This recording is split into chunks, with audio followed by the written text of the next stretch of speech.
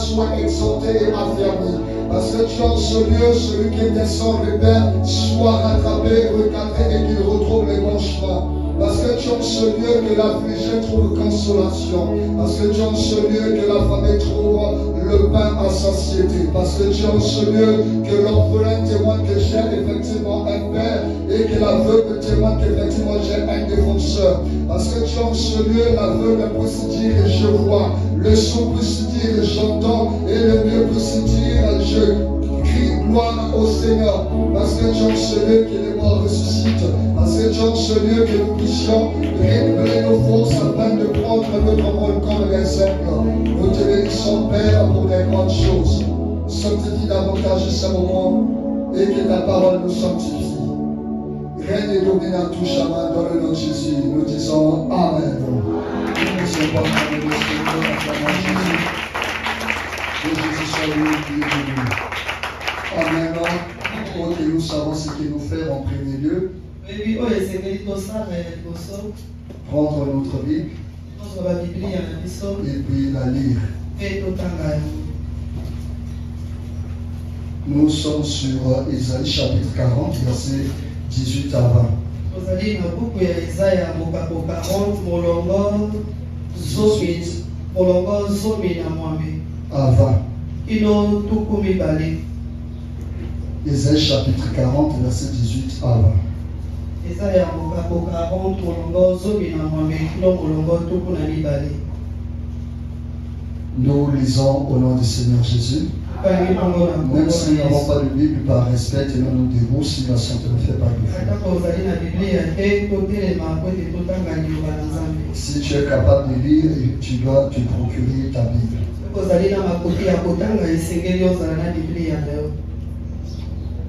Nous lisons au nom du Seigneur Jésus-Christ.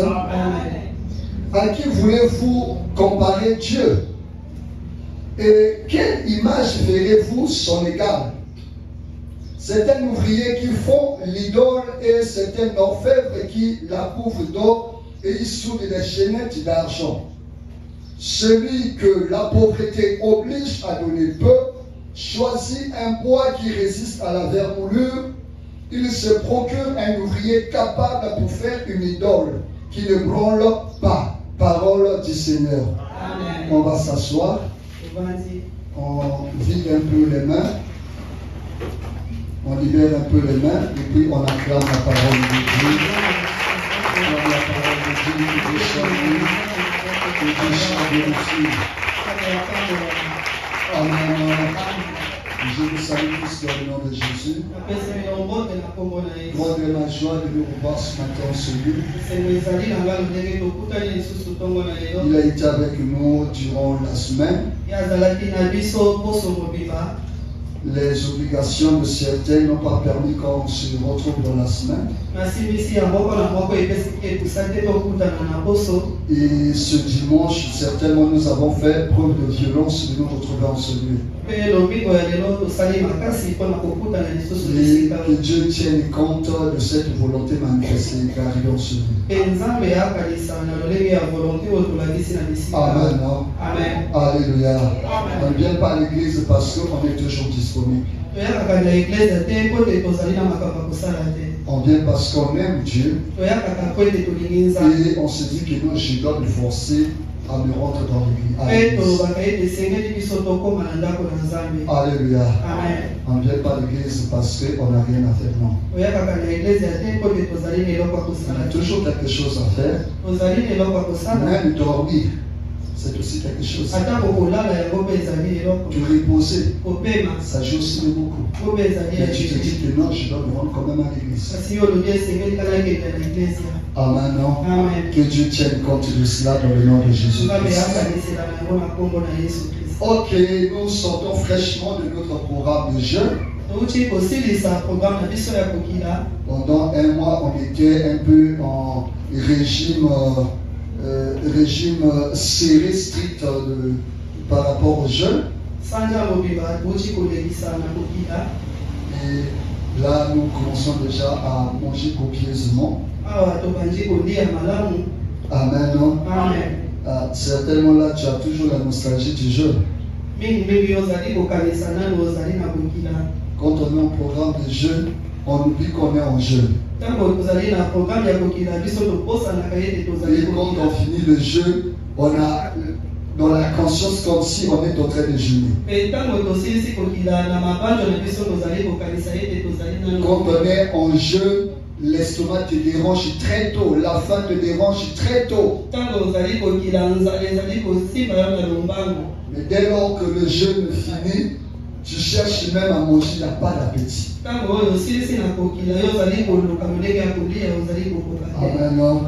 Franchement, l'organisme est très compliqué. Alléluia.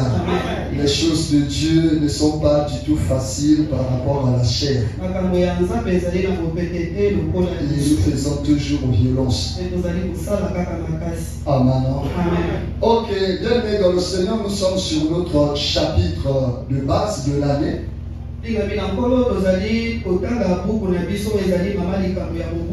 Ésaïe chapitre 40, c'est notre chapitre de l'année.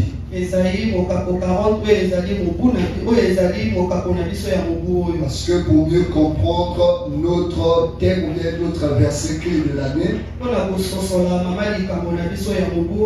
il faut quand même remonter la lecture pour mieux avoir l'idée, sinon avoir l'esprit de ce chapitre. Donc de temps à autre, il arrivera que nous puissions revenir sur ce texte. Ceux qui ont pris part à notre programme de jeûne, je dirais sur 4 semaines, j'ai enseigné peut-être 3 semaines sur ce chapitre.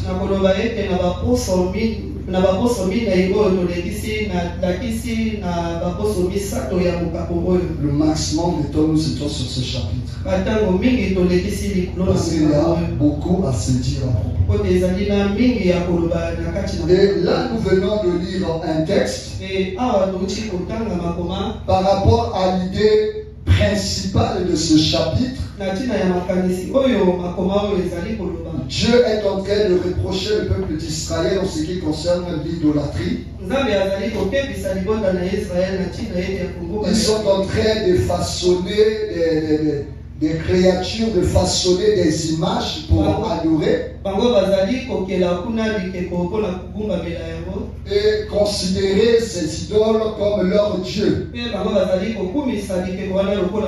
Prier ces idoles, invoquer ces idoles, adorer ces idoles.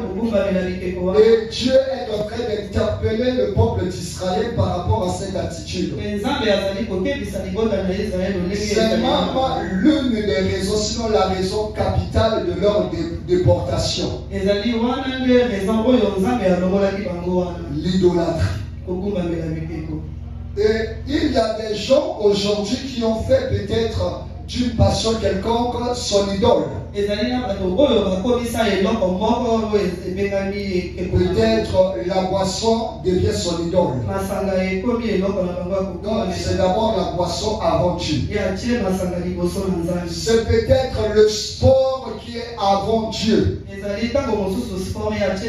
Même si verbalement quelqu'un pourra dire que non, Dieu dépasse. Mais dans la faisabilité des choses, on se rend compte que la priorité revient toujours à la chose dont il dit que non, c'est pas, c'est d'abord Dieu. Il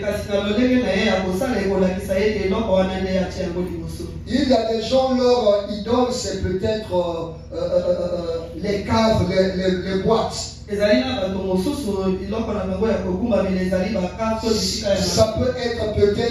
peut être peut-être sa femme ou bien son mari, son enfant. Ça peut être son argent, c'est bien matériel. La manière de considérer ces choses prime sur la manière qu'il considère Dieu. Alléluia. Amen. C'est peut-être que j'ai entendu un témoignage comme ça. Nous le savons aujourd'hui, les véhicules coûtent très cher. Peut-être 50, 60, 80 millions et bien plus. Et par rapport à cela, un monsieur qui avait quand même des moyens, et il avait quand même marié sa femme. Et il est arrivé un jour que sa femme, en roulant avec le véhicule, à son retour, au lieu de parquer le véhicule dans la parcelle, elle l'a laissé dehors. Quand le mari revient, comme le véhicule était dehors, et il tient un langage, disons, méchant, un langage péjoratif envers sa femme.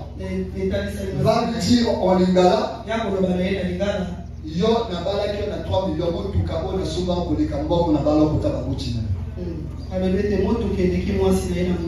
Alléluia. Amen. Tenir un tel langage, je vais tout simplement rabaisser la femme par rapport au véhicule. Alléluia. Même si, mais il y a un langage qu'on ne peut jamais tenir devant un être humain. Parce que l'être humain est au-dessus de toutes les créatures. Donc il y a des gens qui considèrent les biens matériels comme leur idole, comme leur Dieu. Et ici, Dieu est en train de reprocher les enfants d'Israël parce que de temps à autre, ils préféraient adorer d'autres dieux, les dieux étrangers. Adorer les dieux des Cananéens, les dieux des Babyloniens, les dieux des Philistins. Donc ils étaient plus attachés à ces idoles. Et à ce moment-là, il cherchait toujours à faire une représentation parce que Dieu est esprit. Dieu or, l'homme par essence désire toujours un contact visuel physique. Beaucoup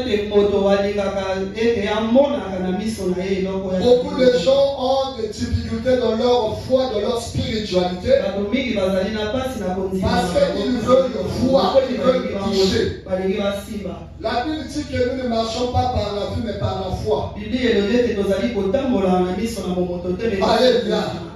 Alors que les dieux des autres nations étaient représentés. On pouvait voir une image de leur Dieu. Mais le Dieu des Juifs était invisible. Il était spirituel, on ne le voyait pas. Donc c'est comme si tu es en train d'adorer dans le vide. Comme si tu es en train de prier dans le vide. Ou comme tu es en train de parler dans le vide. Tu ne vois personne. Tu n'entends la voix de personne. Mais tu vas parler comme ça. Et convaincre ta conscience qu'il y a un être qui est là. Et il y a un être qui m'entend. Et il y a un être qui va faire la chose. Alors que tu ne vois personne. Tu sors de là. Tu n'as pas rencontré la personne. Tu n'as pas vu la personne. Tu ne l'as pas entendu te parler. Et tu dis que non, je crois que Dieu, tu m'as entendu, tu vas m'exaucer. Et cela paraissait un peu ridicule. Or, les autres nations, ils avaient la facilité de toucher leur Dieu. Donc, ils avaient fait une représentation. Le problème majeur, ce n'est toujours pas une représentation, mais beaucoup plus l'esprit qui s'incarne devant cet esprit, cette représentation. Alléluia. Bienvenue dans le Seigneur. C'est vrai que nous sommes dans le monde ici. Toi-même, tu peux créer une sorte de divinité. Dans quel sens? Tu peux fabriquer une image, tu lui donnes un nom et tu commences de temps à autre à appeler ce nom-là par rapport à cette image-là.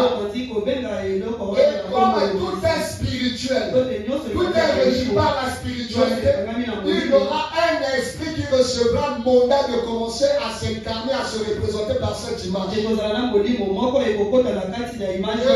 À ce moment-là, ça ne sera plus une simple fabrication que tu as faite. Et il y aura maintenant une entité spirituelle qui commencera à se manifester derrière cette représentation. Alléluia. Et Dieu est en train de reprocher les enfants d'Israël à cause de cela.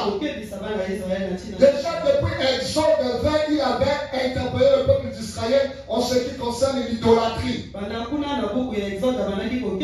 Lorsqu'il avait donné les 10 commandements de Dieu, il avait strictement interdit d'adorer les choses d'en haut tout comme les choses d'en bas. De faire des images taillées. Et le peuple d'Israël de temps à autre sombrait toujours dans l'idolâtrie. Mais pour ce matin, ce n'est pas ça l'objet de notre exhortation. La Bible dit, je vais nous relire cela. À qui voulez-vous comparer Dieu? Et quelle image verrez-vous son égard? C'est un ouvrier qui font l'idole. Et c'est un orfèvre qui la couvre d'or et il soude des chaînettes d'argent. Donc, il y a des gens qui sont idolâtres ici, mais il y a une différence qui s'installe entre ces gens-là. La première partie, c'est le verset 19. La catégorie des idolâtres. Ils partent voir un artisan pour qu'il puisse leur fabriquer une idole, une image. Un orfèvre, c'est, comment on l'appelle? Un fabricant ou bien un vendeur de bijoux. Ou encore tout autre ouvrage d'or, d'argent ou encore de tout métal précieux. En d'autres termes, la première catégorie des idolâtres, c'est la catégorie des gens qui ont des moyens. Qui partent voir des gens qui façonnent des matières premières. Ils leur donnent de l'argent. Ils payent ce qu'il faut payer. Et l'orfèvre fait son travail. Donc une statue dorée. Alléluia. Une image dorée. image oyo ya wolo Et ça donne plus de valeur. pe yango ezali na motu ya Ça donne plus d'impact. yango ezali na impact Alléluia. amen Ça donne plus de respect. ezali kopesa moto Parce que tout est couvert en or. kote nyonso yango ezali na À wolo cause de cela, na ntina na yango il y a une sorte de révérence qui est attachée à cette image. ezali na lolenge ya respect oyo bazali kopesa na Nous le savons tous bien. toyebi nyonso Quand nous avons quelque chose en or, combien nous le gardons précieusement. ntango tozali na eloko oyo ya wolo lolenge nini tobatela Et combien nous donnons plus de valeur à la chose. lolenge nini topesaka Parce que c'est en or. kote ezali ya Et wolo tout le monde respecte cela. moto nyonso Et nous le savons aussi. pe toyebi yango La richesse d'un homme ozwi ya moto tient compte aussi de ses biens matériels. yango ekangami wana mpe na biloko Alléluia. Donc quand on veut évaluer la richesse de quelqu'un, ntango esengeli on tient compte aussi de ses biens. azali komona mpe biloko Amen. Donc celui qui a des moyens, oyo azali na bozwi il façonne comment une image. ye akeli Mais cette image ne sera pas comme l'image que font peut-être les pauvres. elilingi wana ekozala lolenge moko na oyo babola L'image à lui, elilingi na ye son idole à lui. ekeko na Je ye prends un exemple comme ça. nazwi ndakisa bongo Ils adorent tous Baal. bango nyonso bazali Mais kokumisa celui qui a des moyens, epe azali na il bozwi va voir un bijoutier. ya kokende Je komona vais voir un bijoutier ya komona bijoutier pour lui façonner l'image de Baal, mais en or. kote yasala ye ekeko ya balbe kasi na wolo Alléluia. amen Et le verset 19, mpe non, molongo le verset 20, plutôt le verset 20. molongo Mais la Bible dit, bibli elobi celui que la pauvreté oblige à donner peu, oyo kobola ezali koloba na ye apesa moke choisit un bois. ye azali kopona Donc il y a un autre qui est idolâtre mais qui a des moyens, ezali na oyo azali kokumemela et bikeko un deuxième qui n'a pas de moyens. mpe oyo azali na Il est idolâtre, ye azali il n'a pas de moyens. ye aza na Mais quand il veut avoir au moins une idole, lokola ye il veut avoir au moins une divinité chez lui à la maison. ye azala ni eloko Comme il n'a pas la possibilité de faire en or, ye azali na makoki ya kosala il va maintenant chercher du bois. ya kokende koluka nzete Alléluia. amen Lui aussi va façonner Baal. ye mpe akokela bale Mais son Baal à lui sera en bois. kasi bale na ye akozala ya nzete Donc tous les deux sont adorateurs de Baal. bango mibale bazali kokuma Mais le premier, son Baal est en or par rapport à ses moyens. ya mobali na ye azali ya wolo na Le deuxième, son Baal est en bois par rapport aussi à ses moyens. ya mibale bale na ye azali na nzete komonisa na Alléluia. amen Donc à ce moment-là, nous avons deux catégories de gens na batango wana tozali na bato mibale qui confessent la même foi, oyo bazali kolakisa mais kozwa qui moko n'ont pas les moyens sociaux égaux. ekasi bazali na bozwi lolenge moko te Il y a eu un qui est riche, ezali na moko il y a l'autre qui est pauvre. mosusu bazali mokoa Ils adorent tous Baal. me bango mibale Ils adorent tous une idole quelconque. bazali kokuma beleke Alléluia. amen Bien-aimés dans le Seigneur, bolingami kati na nkolo ce matin, ça sera beaucoup plus des redites. ntongo na lelo ekozala makambo oyo tosi Parce tolobaki que beaucoup de choses que je vais évoquer aujourd'hui, de temps en temps, je les ai évoquées. kote makambo oyo nakoloba lelo naza na momesano ya koloba Et c'est pour nous interpeller, nous conscientiser. mpe mpo na biso ezali kobenga biso mpe Vous savez, lorsque un homme de Dieu déclare des paroles, oyebi ete ntango mosali na nzambe azali kobimisa maloba il y a une dispensation qui est mise en place. ezali na mapamboli moko wana Et cette dispensation mpe dispensation wana se matérialise aussi en fonction de ce que nous faisons. tozali kokokisama na oyo biso tozali kosala Alléluia. amen Si nous ne faisons rien, soki toza kosala ne eloko pensons jamais que les choses vont se faire d'elles-mêmes. tokanisa ye teke makambo ekokokisama na yango moko Alléluia. amen La dernière semaine de notre programme de jeûne, poso ya suka ya programme na biso akokila j'avais mis l'accent sur le travail. nabetaki sete nango emoni Et mosala aujourd'hui, je reviens encore sur ça. mpe lelo nazongeli On va parler de cela. tokolobela na yango L'église aujourd'hui souffre eglise ya lelo ezali komona parce pasi qu'elle est composée en bonne partie des gens qui ne travaillent pas oyo yango ekangisami mingi na et en bonne partie des gens qui ont des moyens peu. mpe eteni ebele ya baoyo bazali na bozwi Aujourd'hui, l'église souffre lelo eglise ezali parce que tout simplement, po ete kaka na bopete nous sommes nombreux à venir à l'église, mais qui ont un statut social instable. Oh. Amen. Si peut avoir peut-être 1000 membres dans une église, il y aura peut-être 300 ou 200 qui travaillent. Et parmi ceux qui travaillent, il y aura peut-être 50 ou 25 qui s'épanouissent, qui se retrouvent quand même. Alléluia. Et à cause de cela, il y aura des répercussions sur l'église. Si nous voulons que l'église puisse être forte, nous devons avoir de nombreux travailleurs dans nos églises. Alléluia. Il faut que les membres de l'église soient travailleurs. Oh. Alléluia. Amen. Amen. Alléluia. Lisons Proverbe chapitre 22, le verset 2.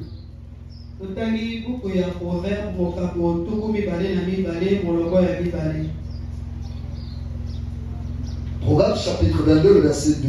La Bible dit ceci. Le riche et le pauvre se rencontrent. C'est l'Éternel qui les a fait l'un et l'autre. Alléluia. Le riche et le pauvre se rencontrent. C'est l'Éternel qui les a fait l'un et l'autre. Donc c'est Dieu qui a créé l'homme. Mais au milieu des hommes, il y a la catégorie des riches et il y a aussi la catégorie des pauvres. Mais c'est Dieu qui les a créés. C'est que nous venons de parler des idolâtres. Ils adorent tous une même divinité. Mais il y a un qui est riche et l'autre qui est pauvre. Alléluia. Oui, ça veut dire que dans le Seigneur, tout le monde ne sera pas riche à la même hauteur. Alléluia. Parce que quand on parle de la richesse, il faut fixer aussi les marges. Alléluia. Parce que si tu as 10 millions, tu dis que tu es riche. Par rapport à celui qui a 100 000. Mais à comparer à celui qui a peut-être 1 milliard, tu es pauvre. Alléluia. Tu as une parcelle, tu dis que tu es riche. À comparer à celui qui a peut-être 10 immeubles, tu es pauvre. Alléluia. Donc le degré de la richesse varie aussi par rapport à une catégorie donnée. Donc même si tous ne pourront pas posséder au même niveau, mais on doit quand même atteindre un certain standard. C'est Dieu qui les a créés tous les deux. Mais qu'est-ce qui se passe? Lisons Ecclésiaste chapitre 8, le verset 9.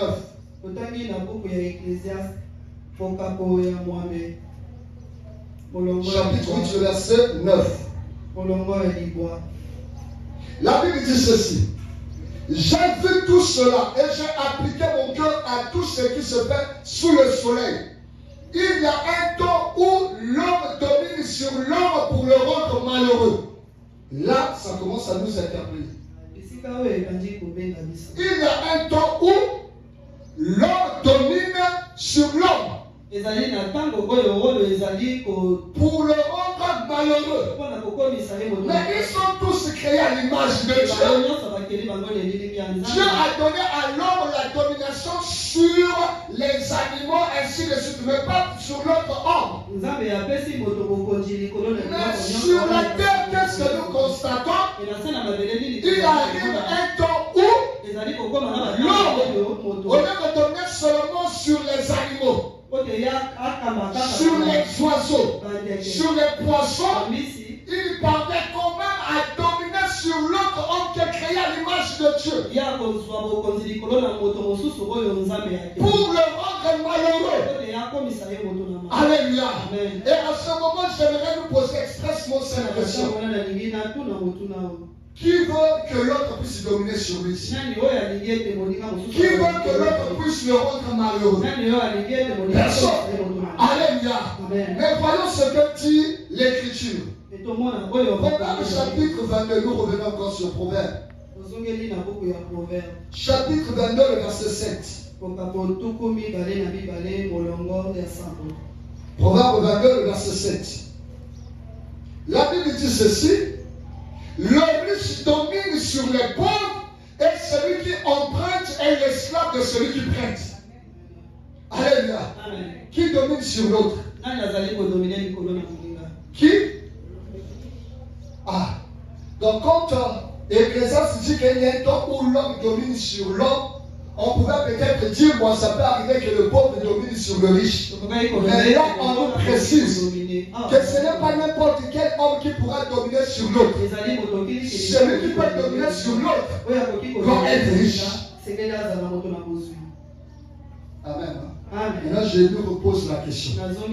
Qui veut être dominé? Si tu ne veux pas être dominé, tu dois dominer. Mais pour dominer, tu dois être riche. Ah, toi-même ne me convainc pas. Si tu veux dominer, tu dois être comment? Riche. Si tu n'es pas riche, on va dominer sur toi. On va te rendre malheureux. On va te manipuler. On va te ridiculiser. Si l'église aujourd'hui subit ce qu'elle subit, parce qu'il y a moins de riches dans nos églises. Alléluia. Si l'église subit aujourd'hui, je parle de l'église en général, subit aujourd'hui, parce que nous avons moins de riches dans nos églises. Si nos églises étaient composées des millionnaires et des milliardaires, dans la société, on allait respecter l'église.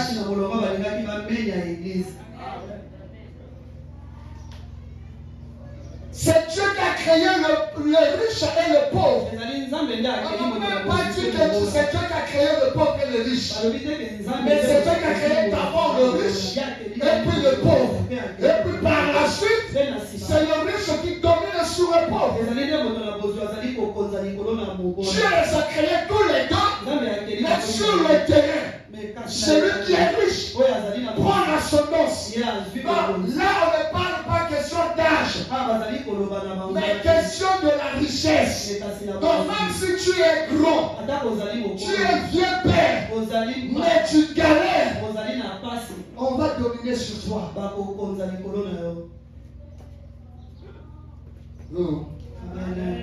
Ah, moi je refuse d'être le pasteur des pauvres. Amen. Je le dis pour que tu te révolutionnes et que tu deviennes riche. Alléluia. Je veux que tu sois riche. Et cette richesse ne se limite pas dans la dimension spirituelle, mais dans la dimension matérielle. Tu es riche spirituellement, tu es riche financièrement, riche matériellement. Alléluia. La Bible dit quoi? Ecclésiaste chapitre 9, verset 13 à 16. Est-ce que quelqu'un peut dire je hais la pauvreté? La Bible dit ceci. J'ai dit Ecclésiaste 9, verset 13 à 16. J'ai aussi vu sous le soleil ce trait d'une sagesse qui m'a paru grande. Il y avait une petite ville avec un peu d'hommes dans son sein. Un roi puissant marcha sur elle, l'investit et éleva contre elle de grands forts. Il s'y trouvait un homme pauvre et sage qui sauva la ville par sa sagesse. Et personne ne s'est souvenu de cet homme pauvre. On n'a pas dit personne ne s'est souvenu de cet homme sage. On a dit personne ne s'est souvenu de cet homme pauvre. Alors que ce n'était pas par rapport aux finances qu'il avait délivrées sur sa vie. C'était par rapport à sa sagesse. Mais ici, au lieu de mentionner sa sagesse, on dit que personne ne s'est souvenu de cet homme pauvre. Et la conclusion c'est quoi? Et j'ai dit, la sagesse vaut mieux que la force. Cependant, la sagesse du pauvre est méprisée. Et ses paroles ne sont pas écoutées. Alléluia. Amen. Il a choisi sauvé la ville par sa sagesse. Ye a sauvé mboka wana na mayele. Mais au lieu qu'on se souvienne de lui à cause de sa sagesse, Sina bakalisa na ye na tina. on l'oublie à cause de sa pauvreté. Abosani ye mpona mobola na ye. Alléluia. Amen. Quel rapport y a-t-il entre la délivrance de la nation et puis sa condition financière? Alléluia. Il y avait des hommes riches qui étaient là, mais incapables de délivrer la ville. Et par lui, par sa sagesse, il a donné des orientations. Il a donné des orientations. En appliquant ces orientations, on est parvenu à délivrer la ville. Au lieu qu'il soit héros national, la Bible dit personne ne s'est souvenu de cet homme pauvre. Amen. Et comme conclusion, la sagesse montre que la force, cependant la sagesse du pauvre est méprisée. Alléluia.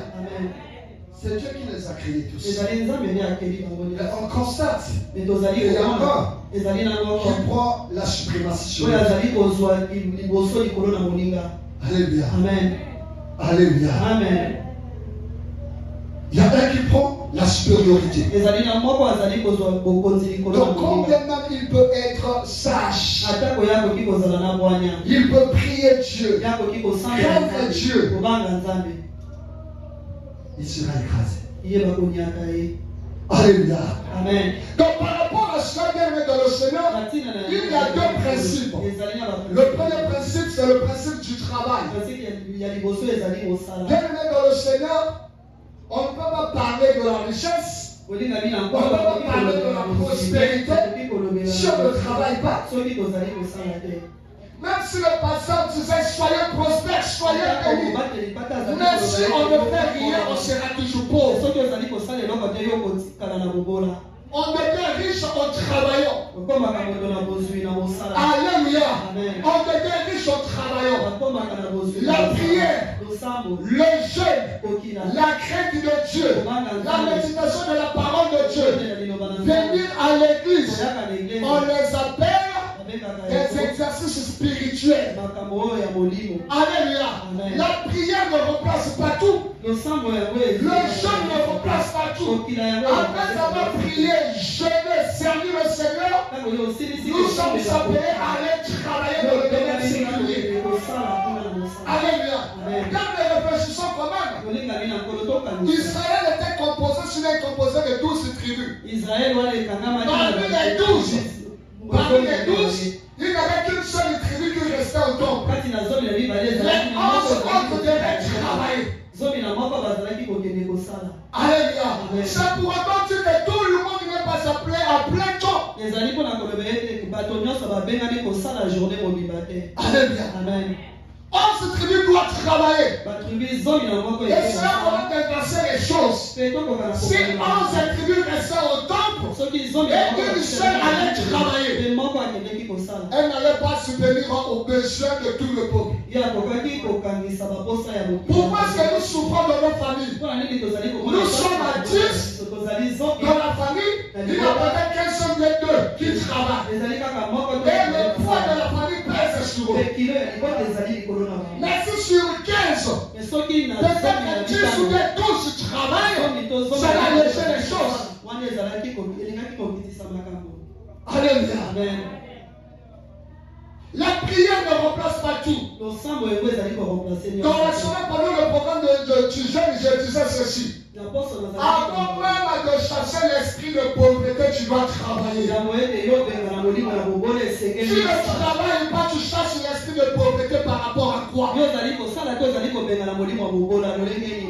de réclamer la prospérité, tu dois d'abord travailler. Tu ne travailles pas, tu vas devenir prospère en quoi? Même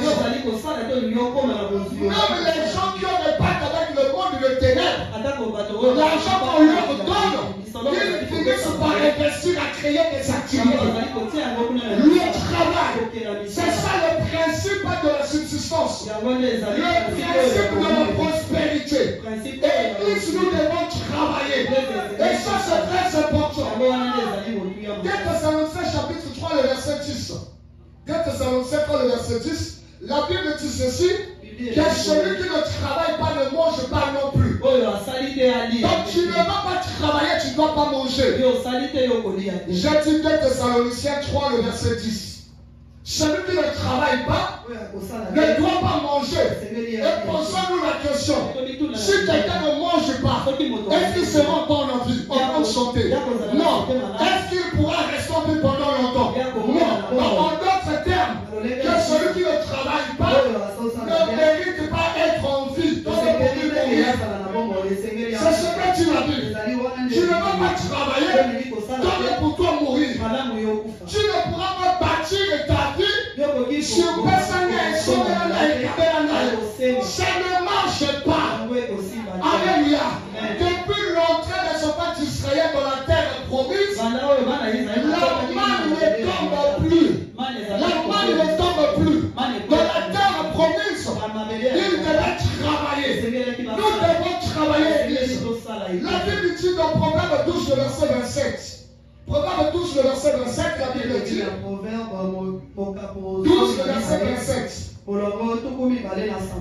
Le paresseux ne retire pas son gibier. Le précieux trésor de l'homme, c'est l'activité. Le précieux trésor de l'homme. On n'a pas dit le précieux trésor de l'homme, c'est la foi. On n'a pas dit le précieux trésor de l'homme, c'est sa vie de prière. Le précieux trésor de l'homme, c'est le travail. Pendant que nous sommes sur terre, le précieux trésor, c'est notre travail. Nous devons travailler. Proverbe 14, le verset 23. 14, le verset 23. La Bible dit, tout travail procure l'abondance. Tout travail procure l'abondance. Donc par rapport à cela, par rapport à la pensée de Dieu, par rapport au dictionnaire de Dieu, le travail se définit par rapport à ce que tu fais. Et non par rapport au poste que tu occupes. Et non par rapport à la note d'intégration au niveau de la fonction publique. Et non par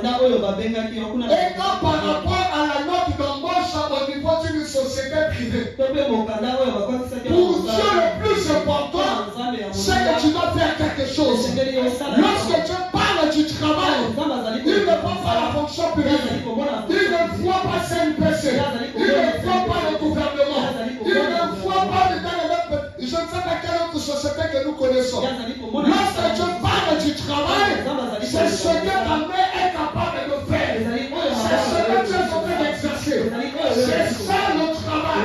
Et la Bible dit, tout travail procure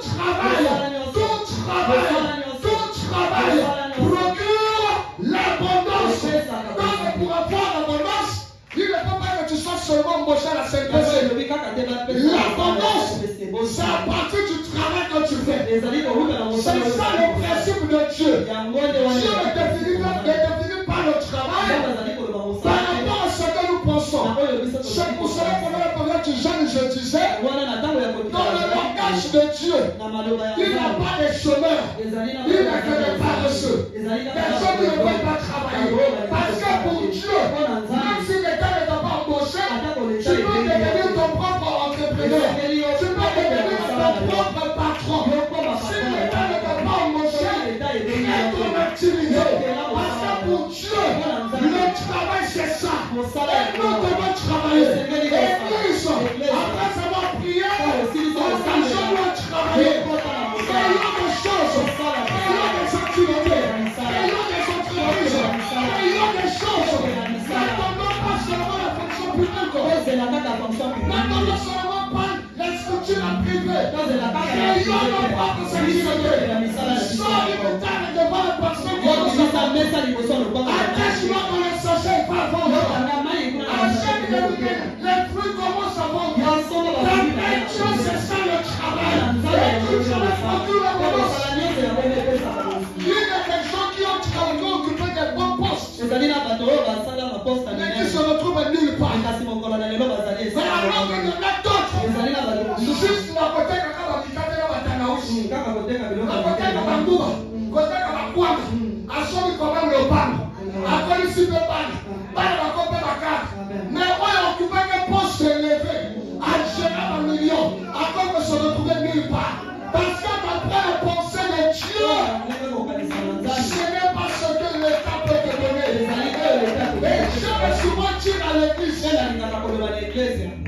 Faites des recherches sur les plus riches du monde. Il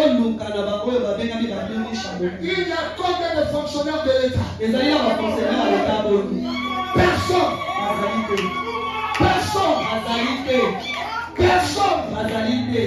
N'attendons pas seulement ça de l'aider. Nous allons perdre notre job. Nous allons perdre notre job. Tu pars au travail. Peut-être à la fonction publique. À la fin du mois, tu peux gagner 100 et quelques 200. Les mamans qui vont seulement à l'arrêt de bus. Tu sais par jour, elles comptent que c'est combien? Et par mois, elles comptent que c'est combien? Plus que parfois, c'est que toi, tu attends à la fin du jour. Avec les 25 francs, avec les 50 francs, avec les 100 francs, il est capable d'épargner, de réaliser les trois choses. C'est pour cela, Ecclésiaste chapitre 9. Chapitre 9, le verset 10. La Bible dit ceci. Tout ce que ta main trouve à faire avec ta force, fais-le. Tout ce que ta main trouve à faire avec ta force, fais-le. Parce que pour Dieu, c'est ça le travail. À partir de ça, Dieu va te bénir. Dieu va t'élever. Dieu va réaliser les grandes choses. J'ai souvent donné cet exemple. Tu n'as pas fait la médecine. Je lui commande des moyens. J'ouvre une clinique. J'embauche les docteurs, les professeurs et autres. Je ne sais pas dire, ni écrire. Mais avec ton argent, tu as construit cette clinique-là. Les professeurs et les docteurs là t'appelleront comment? Même si tu dis que ça c'est mon clinique, ça c'est la paix va m'acheter la paix et la sucre. Mais parce que tu as celui qui parle avec éloquence, celui qui sait manipuler le français, parce que c'est toi qui l'as embauché. Il va t'appeler patron, il va te respecter. C'est toi qui donne la valeur à sa vie, c'est toi qui donne de la valeur à ses diplômes. La valeur de le Seigneur, d'après Dieu, ce n'est pas seulement être embauché quelque part. L'État ne t'a pas embauché. Tu as multiplié les dossiers. On ne t'a pas embauché. On ne t'a pas rappelé. Cherche à créer ton activité. Soyons créatifs. Dieu nous a créés pour que nous soyons en mesure de créer des choses. Dieu n'a pas nous créer des choses à notre place. Dieu nous a donné de l'intelligence. Aujourd'hui, on parle de mindset. On doit faire travailler notre intellect. On doit penser sur ce que nous devons faire. Qu'est-ce que nous devons faire? Qu'est-ce que nous pouvons faire afin d'éradiquer la pauvreté au milieu de nous? Je ne te vois pas chômeur. Je te vois plutôt un paresseux. Quelqu'un qui ne veut pas travailler. Crée ton activité de dernièrement, j'étais en train de dire, on ne fait rien. Aucune source de revenus. Mais on veut avoir peut-être l'iPhone. Pourquoi faire avec? Les gens nous disent achètent un téléphone comme ça. C'est pour dire au travail. Il y a des marchés en ligne. Il y a des comptes qui se font là. Mais toi, tu veux l'avoir, pourquoi avoir? Juste pour avoir de belles images. Je ne sais pas TikTok. Et par la suite, ça te va bénéficier de quoi? Comme avoir atteint anti-complexe, l'anti-complexe, c'est qu'il ne faut pas bénéficier de retour de choses. C'est avoir un iPhone. Alléluia. Abat le complexe dans cette église. Abat le complexe dans cette église. Abat le complexe dans cette église. Travaillons bien dans le Seigneur. Engageons-nous dans le travail. C'est ça la clé de la prospérité. Nous voulons être prospères. Nous voulons être riches. Le premier principe, c'est le travail. Le deuxième principe, l'investissement. Le thème de ce matin, c'est Le travail et l'investissement. Deux points. Créer de la prospérité. Nous travaillons. C'est bien. Mais pour aboutir à quoi? Nous travaillons. C'est bien. Mais pour aboutir à quoi?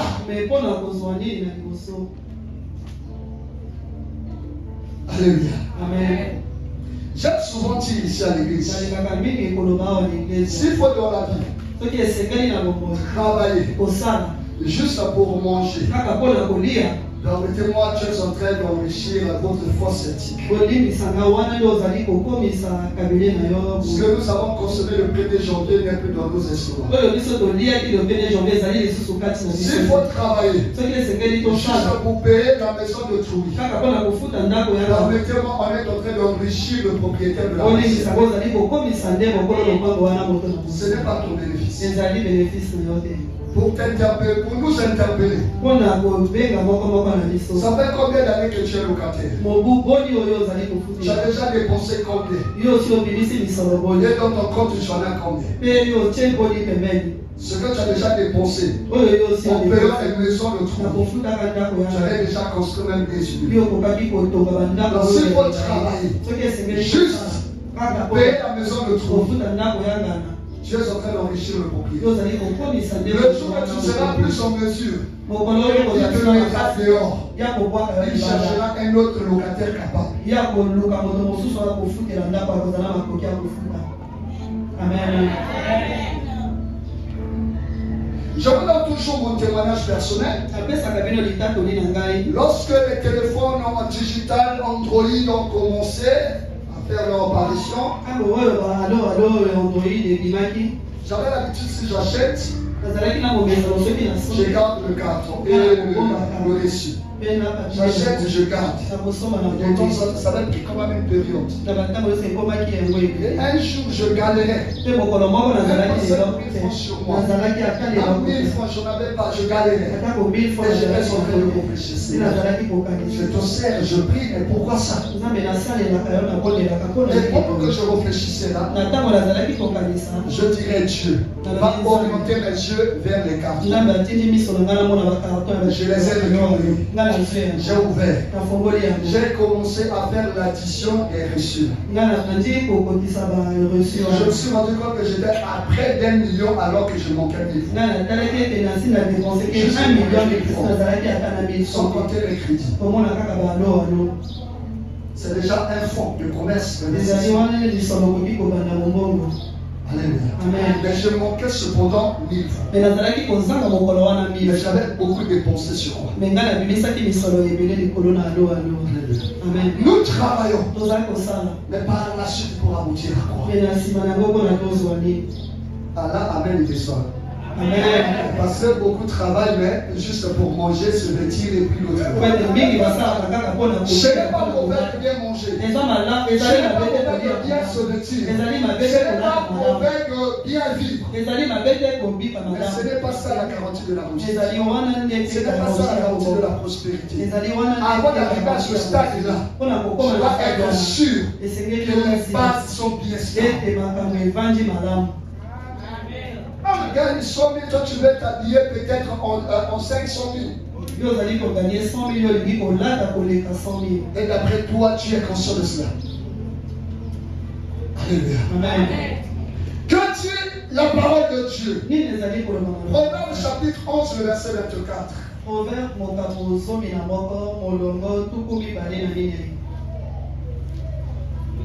chapitre 11, le verset 24.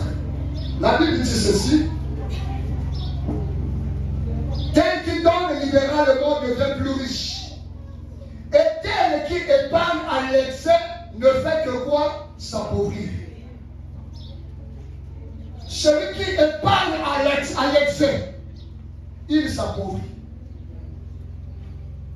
J'ai parlé ici de l'investissement et non de l'épargne.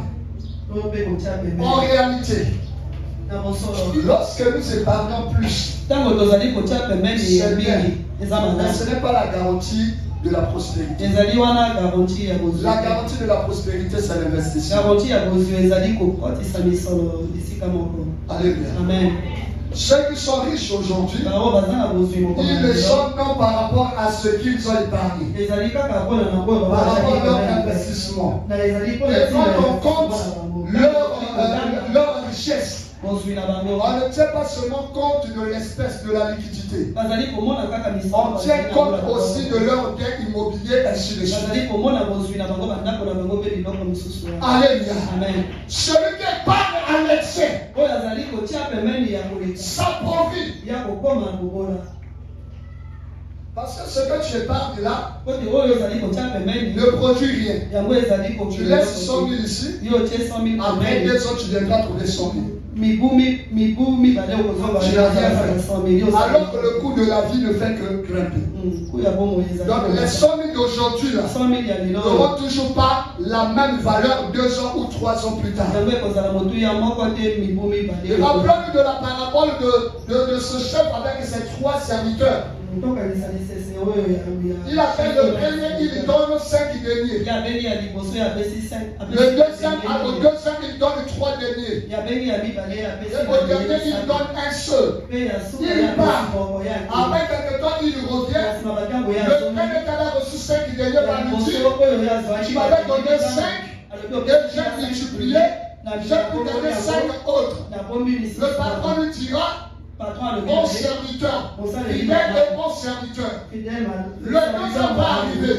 Tu m'avais donné 3 et j'ai multiplié. Voilà les 3 autres que j'ai pu gagner. Le patron lui dit, bon et fidèle serviteur. Le troisième viendra. Patron, tu m'avais donné un seul. Je sais que tu es compliqué. Tu es bizarre. Tu moissonnes là, tu n'as pas semé. Pour éviter les problèmes, j'avais gardé ça. Voilà ton argent. Le patron lui a dit méchant serviteur. Mais pourtant, il n'avait pas dépensé. Il avait gardé. Mais ça n'avait pas produit des intérêts. Donc, épargner sans intérêt, ça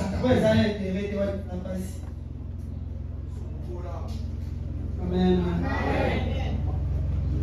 Parce qu'il y a des gens qui font quelque chose ici. Mais le problème, quand tu fais le bilan de l'année, dans ton compte, tu as pu épargner combien, tu as pu investir combien. J'ai 100 000 dans mon compte. J'ai 1 million dans mon compte. J'ai 3 millions dans mon compte.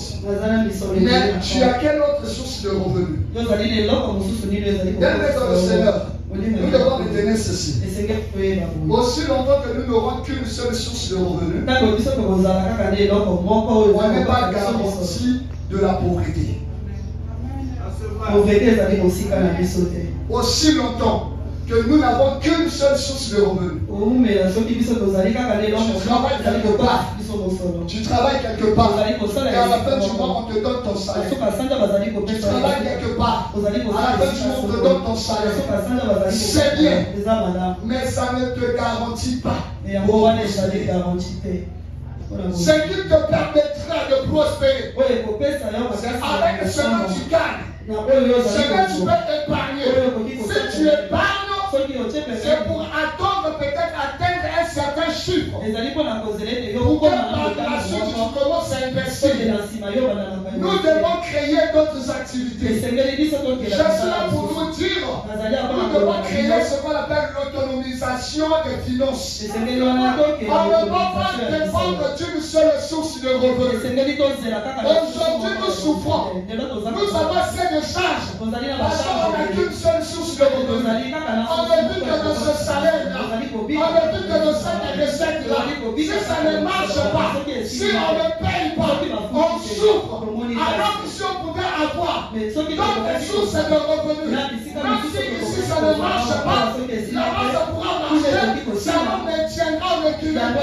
Mais si nous dépendons d'une seule source de revenus, alors que ça ne va pas marcher, c'est là on va souffrir. Alléluia. Parfois, ça me fait mal au cœur. Quand nous arrivons à la fin du mois, Dès qu'on ne paye pas, on voit les travailleurs commencent à se patienter, à se mettre dans le problème, ce n'est pas parce qu'on n'a pas encore payé. Le problème, c'est qu'il galère. Et il sait comment il va vivre. Si on n'avait pas encore payé, et par la suite, il a une autre source de revenus. Il ne va pas se mettre dans ces états. Dès qu'on a viré là, les gens s'allongeaient à même le sol. Est-ce que s'il avait d'autres sources de revenus? Combien de gens ont travaillé de l'argent? Ils ont occupé des postes. Mais une fois admis à la retraite, ils commencent à souffrir. Parce qu'ils ne vivaient qu'au dépend de ce salaire. Ils n'avaient pas pris la conscience d'investir. Ils ne vivaient que par rapport à ce salaire. Et dès lors qu'ils sont admis à la retraite, ils n'ont plus de sources de revenus. Et c'est à cause de cela. Parfois, la personne a commis qu'on fallait pas comme ça. Comment on a violé, le système a délestage.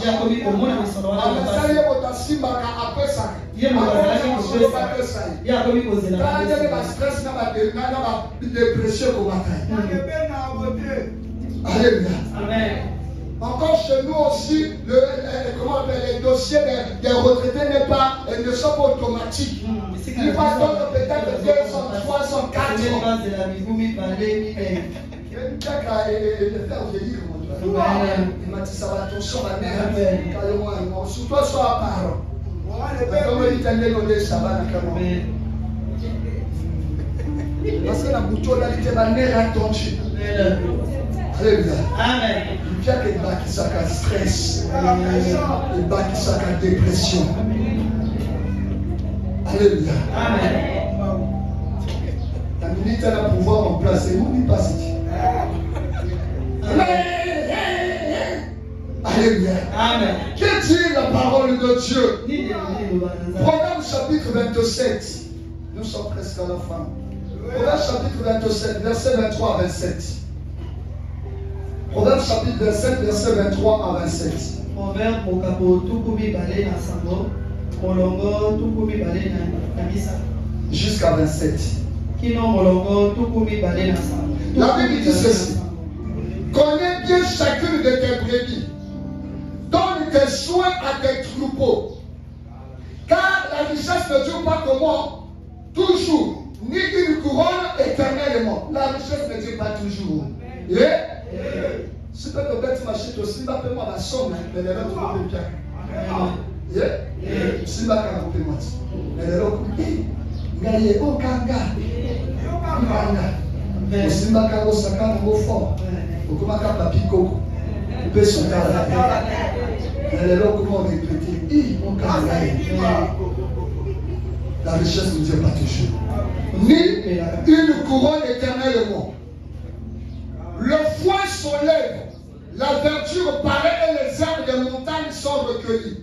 Le verset 26. Les agneaux sont pour te vêtir et les boucs pour payer le champ. Le lait des chèvres suffit à ta nourriture, à celle de ta maison et à l'entretien de tes servantes. Alléluia. Amen. On est en train de donner comment répartir sa source de revenus. La première source de revenus.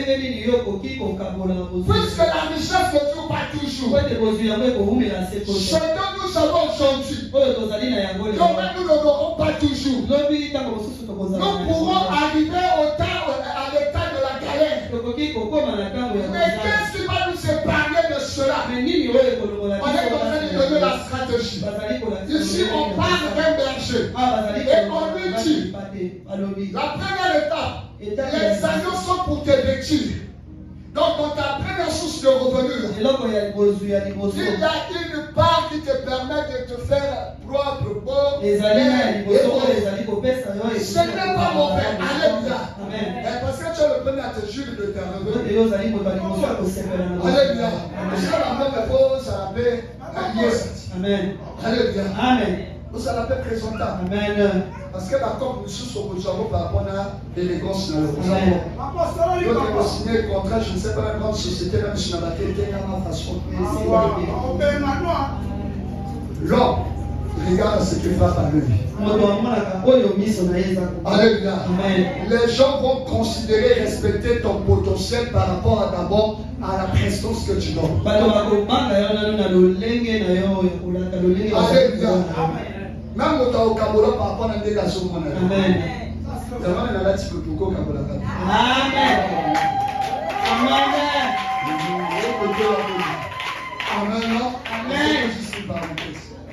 Et la Bible dit ceci.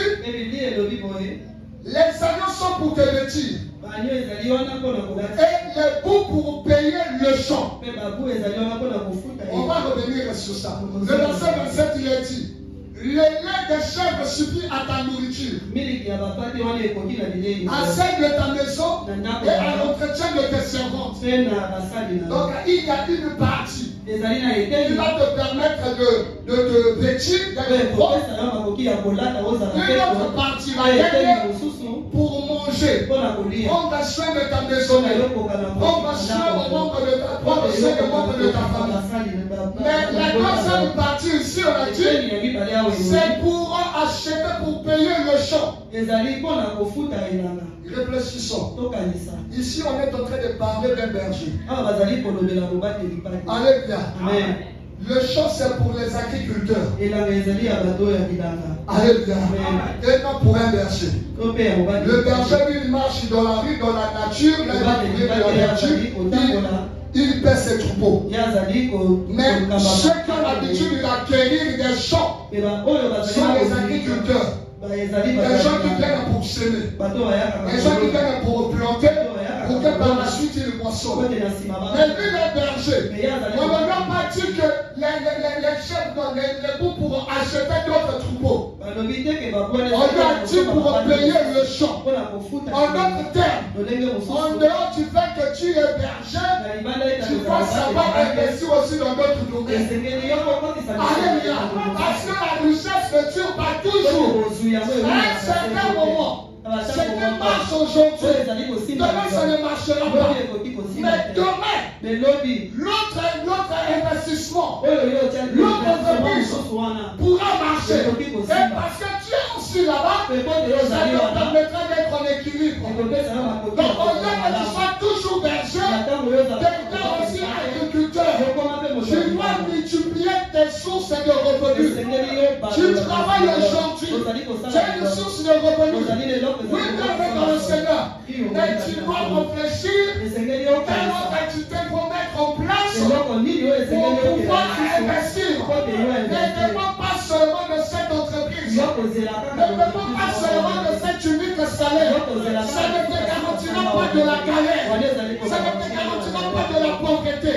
Lorsque la pauvreté soufflera, lorsque la galère soufflera, tu vas subir. Mais si tu as multiplié tes opérations, tu as multiplié tes activités, tu pourras t'en sortir. On dit qu'il y a une partie que tu pourras utiliser pour te vêtir. Il y a une autre partie pour prendre soin de ta maison et de ta famille. Mais la dernière partie, tu dois l'investir. Ce n'est pas pour manger, ce n'est pas pour épargner, mais tu dois investir. Comment est-ce que tu deviendras riche si tu n'investis pas? Dernièrement, je le disais, celui qui a peur de faillir ne va jamais prospérer. Celui qui a peur d'investir ne va jamais prospérer. Celui qui a peur d'être escroqué ne va jamais investir. Si tu veux investir, tu veux devenir riche, tu dois prendre le risque. Investir, c'est prendre le risque. Investir, c'est avoir le goût du risque. Parce que ça peut ou ne pas marcher. Mais tu dois investir. Quand essayer, que ne pas essayer. Quand essayer. Parce qu'en essayant, il y a deux probabilités. Soit que ça marche, soit que ça ne marche pas. Mais celui qui ne sait rien, ne va rien acquérir, et il sera sur place. 0 plus 0, lui donnera toujours 0. Mais celui qui investit, s'il ne gagne rien financièrement, il va gagner l'expérience. Et à la prochaine occasion, il saura mieux s'investir et être efficace. Comment essayer? Mais nous ne comptons pas seulement salaire. biso tozelaka kate na lifuta suka sanja Créons de l'œuvre dans le Seigneur. okela misala Je vais que cette église soit l'église des entrepreneurs. Des gens qui travaillent peut-être quelque part. Ils sont quelqu'un, mais ils sont aussi PDG de leur entreprise. Alléluia. Ne vis pas seulement au départ de ce salaire. Parce que par un jour que tu tombes malade, il va arriver qu'un jour la société fasse faillite. Mais si toi-même tu avais créé notre activité, ça te maintiendra l'équilibre. Travaillons bien dans le Seigneur. Investissons bien dans le Seigneur. Créons des activités. Faisons travailler notre intelligence. Qu'est-ce que je vais faire d'autre? En dehors de ce travail, en dehors de cette activité, qu'est-ce que je pourrais créer d'autre? Où est-ce que je pourrais investir? Prie le Seigneur. Je vais en train de dire pendant le jeûne. Jeunesse chaque fois recevoir des gens pour dire, et qui viennent dire, papa n'a dit tout bas, papa n'a pas. Quand est-ce que tu viendras, papa, j'ai tel fonds, je vais commencer une activité. Alléluia. Papa, j'ai déjà tel somme. Je vais créer mon activité. J'ai déjà des temps bénédictions. Quand est-ce que tu viendras pour ça? Quand n'a dit tout bas, n'a blocage, n'a sécheresse, n'a pas débloqué. Depuis que tu as débloqué, viens dans le Seigneur. Si tu ne fais rien, tu seras toujours à la case de départ. Genèse, nous sommes à la fin. Je pense que c'est le dernier passage. Genèse chapitre 26. Chapitre 26, verset.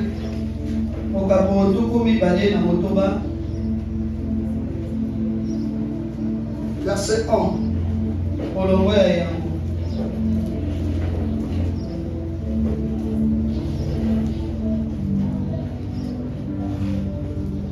Genèse chapitre 26, verset 1 et puis verset 12 à 14. La Bible dit ceci. La Bible dit ceci.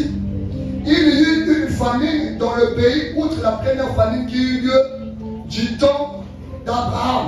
Et Isaac alla vers Abimelech, du roi des Philistins, à Guérar. Le verset 12 à 14, la Bible dit. Isaac sema dans ce pays et il recueillit cette année le centuple, car l'Éternel le bénit. Cet homme devint riche et il alla s'enrichissant de plus en plus jusqu'à ce qu'il devint fort riche. Toute cette expression pour exprimer sa richesse. Cet homme devint riche et il alla s'enrichissant de plus en plus jusqu'à ce qu'il devint fort riche. Il avait des troupeaux de petits bétail et des troupeaux de gros bétail. Et un grand nombre de serviteurs aussi, les Philistins lui portèrent-ils envie. Alléluia. Amen. La Bible dit, le premier verset, que Isaac, autant d'Isaac, il lui famille comme autant d'Abraham. Les versets que nous avons sauvé, Isaac voulait se rendre dans l'Égypte, Dieu lui dit non, n'y va pas. Reste là, je vais te bénir. Et le verset 12, la Bible dit, Isaac va semer cette année-là, et va mentionner au centuple. Amen. Amen. Mais Isaac n'est pas issu d'une famille des agriculteurs. Ils sont des bergers depuis Abraham. Ils sont des bergers. Alléluia. Amen. Mais la Bible dit, il y a eu famille. Donc même ces troupeaux-là ne répondaient pas par rapport à la famille. Et Isaac, qu'est-ce qu'il va faire? Il change de cap. Au lieu de dépendre que des revenus de la bergerie, il va semer. Donc il devient agriculteur. Et la Bible dit qu'il va moissonner au centuple. Et à cause de cela, la Bible mentionne il devient de plus en plus riche. Amen. Mais comment est-ce qu'il est devenu de plus en plus riche? Parce qu'il avait semé. Il a dit,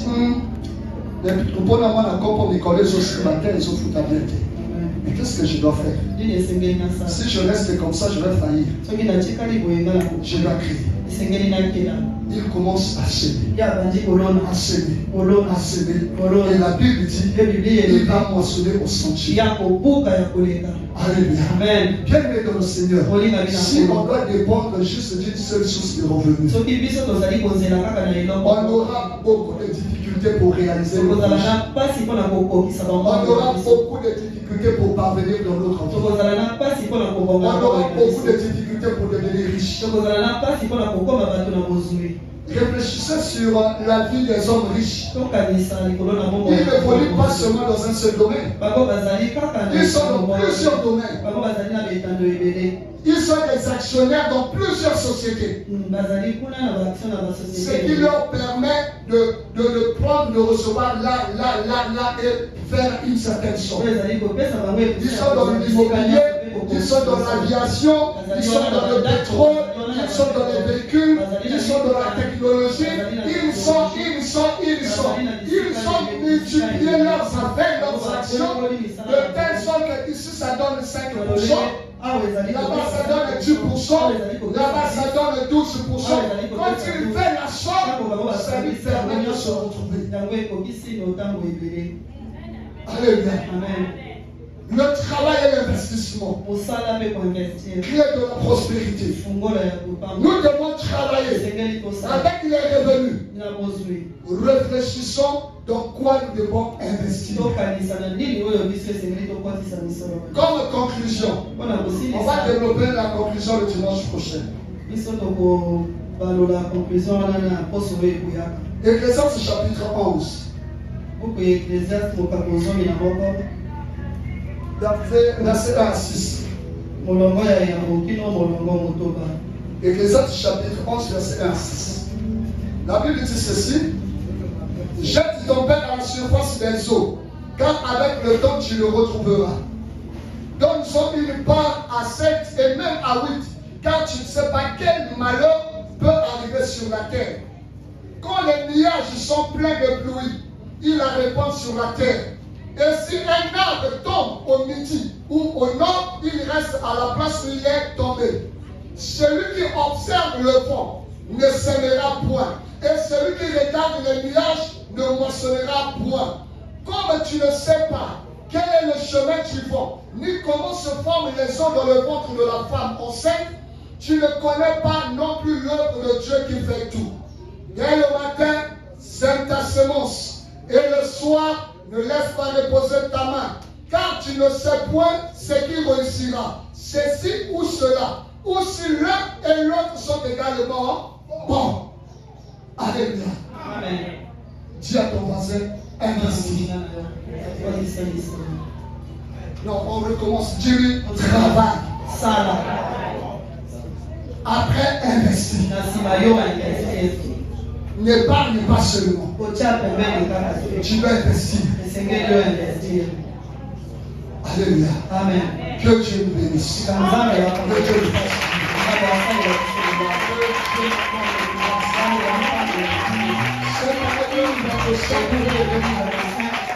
Nous devons travailler. Nous devons investir. N'ayons pas peur des risques.